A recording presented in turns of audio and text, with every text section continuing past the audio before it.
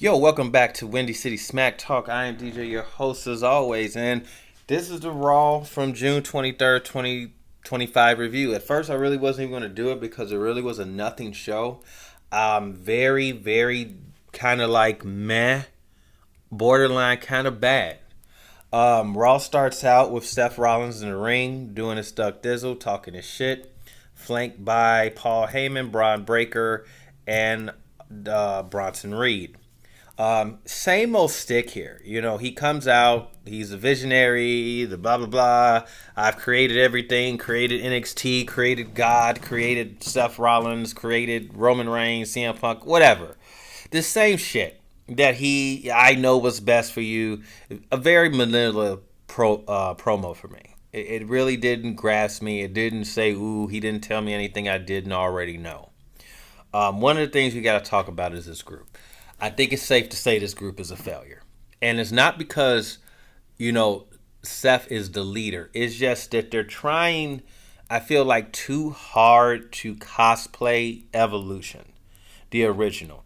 What made Evolution amazing and a great fucking group, in my opinion. First of all, the music was badass. That's Motorhead, may he rest in peace. Just absolutely phenomenal. But you had Triple H, which was an established champion, Ric Flair, the wily vet, and you had your two upstarts with Batista and Randy Orton. Now, obviously, Triple H and Ric Flair were the veterans. They knew what to do, and they groomed these kids to get them to where they needed to be, in the ring and outside the ring. And Rick and Triple H were great talkers. They knew how to get in and make things happen, if you will. Now, you look at this group, you have Seth Rollins, Braun Breaker, Bronson Reed, and Paul Heyman. Now, obviously, Seth is a Triple H in this equation. I would think Braun Breaker is Batista, and I guess by default, Bronson Reed is Randy Orton, and then you got Paul Heyman doing the Ric Flair, but Paulie's not taking no bumps. So if you look in this group, there's only one true talker, and that's Paul Heyman. And he's the guy that's not going to take any physical damage. Seth is okay at best, but he regurgitates a lot of the same shit that he says. So there's nothing really to really grab a hold to and really become accustomed to. The promo to me was brutal. It was, like I said, the same shit.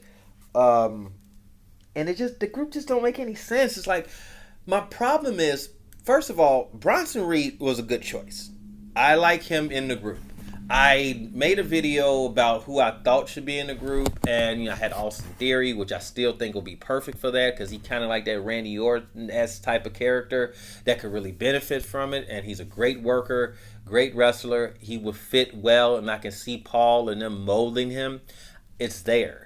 Braun Breaker is confusing because he was already established. He was a multiple NXT champion and all that, right? He's like, I think, a 2-time IC belt, looking like he's ready for the main event. He's ready already. Getting into a group was to groom these guys for that. So I know some people are like, well, that's smarter for Seth Rollins to get a Braun Breaker and a Bronson Reed because those are his biggest threats. No, it don't make sense. They're carrying his bags when they can obviously beat him.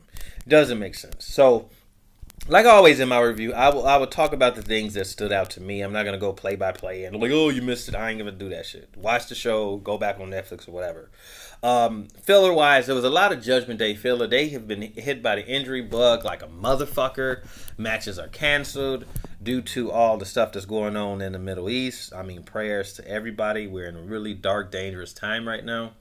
I don't think Night of Champions is going to happen. I don't know if it's been postponed officially. You see so much shit on the internet, so you really don't know what to believe. But the match between AJ Styles and Dominic isn't happening. I think it's happening the following week on Raw, something like that. Because Dominic is hurt, kayfabe type of stuff. Because reports are saying that if they did go over there, AJ Styles wanted none of that. And if that's true, God bless AJ Styles because he's a family man and he ain't worth risking that. So I totally respect that, Mr. Styles. So matches that stood out or just didn't make any fucking sense to me. Number one, Braun Breaker defeated Penta. Why did this even fucking happen? I know that he's been kind of involved in that stuff, but you don't need Penta to take losses like this.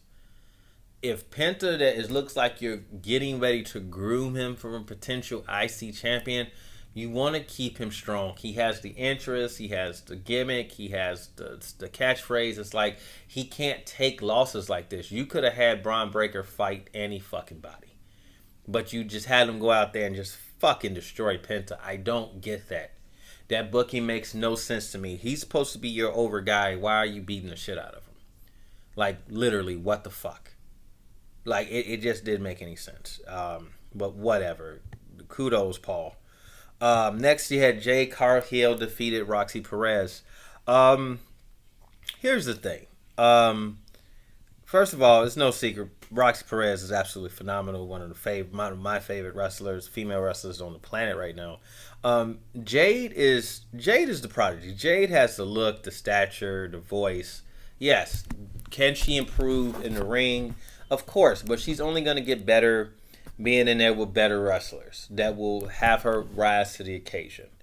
But she's going to possibly win this tournament due to storyline purposes, which all of them. But the end game is like I think I said a year ago, is going to be Jade versus Bianca. So they're going to set the seeds in this really well. This was a decent match. It wasn't as bad as I feel everyone was saying it was. But yeah, is it parts where Jade can improve? Absolutely. But the more she's in there with quality talent, she's going to get better. So let's just take a break. I just don't like when people just jump on people, man. It's wrestling it's art form. I get it. You're like, oh, she's making all the money, but okay, she's trying. You can't. I know. Some people, it takes a minute, but I feel like the more she's in there with better talent, as she is like going to Raw, which I feel is a better suited for her, just for her stature and how she kind of wrestles and her aura. She's a Raw superstar, and I think she will flourish there. I hope they transfer her to Raw or something like that. Obviously, the match of the night was fucking Cody versus Jay.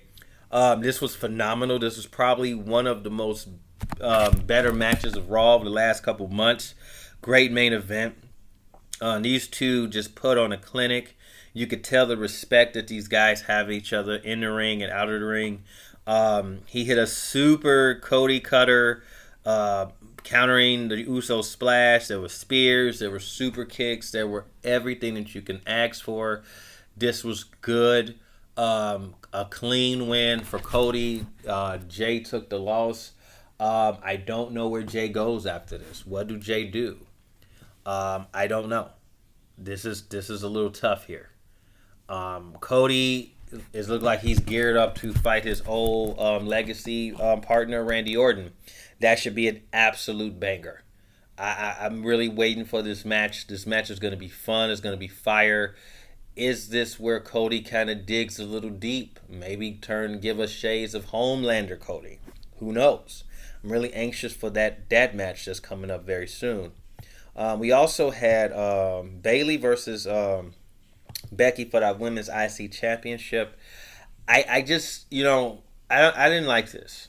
I don't like putting Lyra as the third wheel. She held that fucking championship down. And it's like the Bayley and Becky just kind of overshadowed that.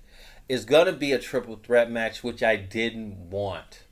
I wanted a trilogy with her and Becky, and she beating Becky, and then you can find a way to insert Bayley, because Bayley, those two star powers overshadow Lyra. Lyra ends up costing Bayley the match, disqualification, this, that, the other. Bayley looking like, hey, what the fuck? This was my moment. But Lyra like, well, motherfucker, I got her, I had it too. It makes it too convoluted. So I feel bad for Lyra here, but it was like, we shouldn't have got this match this soon. I felt like at least you could have had Lyra try to run it back, and then Bayley kind of interferes that way. Bayley should have been the one interfering here, not the other way around. That's just my opinion. That was a little confusing. The promos here. Goldberg did a pre-tape, fucking interview with Michael Cole, which I fucking hate them things. I'm sorry. I know a lot of people are like, oh, this is great and this is amazing. And it looks real, and he just basically Goldberg just beat the fuck out of him, blah blah blah blah. But promos that won this week was fucking Gunther, and that's what I'm talking about. They have to let Gunther just talk. You could tell that was him. And he's like, motherfucker, it ain't 1999 no more. It's 2025, and I'm the man. And I loved it. I love Gunther's passion when they just turn him loose, and he said, "I'm winning the champion. You got to come through me." And again, I still think this match is complete bullshit. I still don't want to see Goldberg get a title match, but if it's the other way around, where Goldberg loses, and you really make, and like I said, I know I said last week it's tough. It's like it's a lose-lose for Gunther, but it kind of still is. But Gunther should just go out there and just really dominate him like he kind of did Pat McAfee. Let Goldberg get some hope spots, some good offense, but overall, it should never be like in doubt. It should never be like Gunther's in trouble. As soon as they do that, they could be fucked really bad potentially. Um, like I said, this show was like really middle of the road. I mean, there was so much filler in this episode. You had the shenanigans of the Judgment Day, and like I said, the injury bug has kicked the shit out of him. Like, man, I'm gonna tell you something. People can say what they want, but Liv Morgan is that girl. She is that woman. Because her not there, that's like a different fucking group. And it's like really a bummer because there was so much really looking forward to with Roxy and her feuding, and maybe she Snake and get Dominic or whatever. It's like that really threw that in a free fall. They're trying to pump Rhea and Raquel, not Raquel, yeah, Raquel Rodriguez, and like nobody fucking cares, and it's like it's so bad. Because I know I keep saying it. I know I say it like once a week on here. Like, Raquel was a big deal at one point. Like I said, she got that mysterious illness, and and she had to take some time off. And we all know that, out of sight, out of mind. But damn, you know what I'm saying? And it's like maybe this could potential feud two big girls going in there just whooping some ass. Maybe this can reestablish her. Maybe this is a blessing in disguise that lives on the shelf, and maybe Raquel can take more of an assertive role in the Judgment Day. Maybe that's something to do. Possibly. The New Day made a appearance on here, and nobody fucking cares. It's just crickets. They supposed to be fighting Finn and JD for the tag team titles next week. So I'm like, okay, two heel groups going. So who the fuck? So that shows you there's not enough babyface tag teams on Raw if you keep having two heels fight for the title every fucking week. So it's like, who do you cheer for? Why should you care?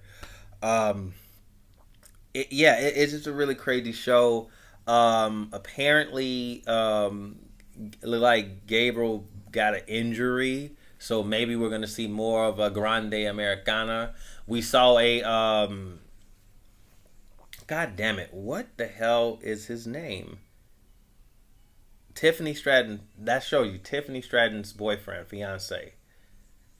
I can't even think of his name. Oh, Kaiser. We saw a Kaiser sighting in the back with that. So I don't know where that's going. It's just good to see he still exists. He's a great wrestler. I want to see him soon. So like I said, guys, it was a middle of the road show for me. No Punk, which was like, the fuck? It's like you got cooked and you didn't say anything. Okay, whatever. So it is what it is. Like I said, guys, you know what to do. Like, comment, subscribe, and man, just hopefully SmackDown can be better. And we're out of here.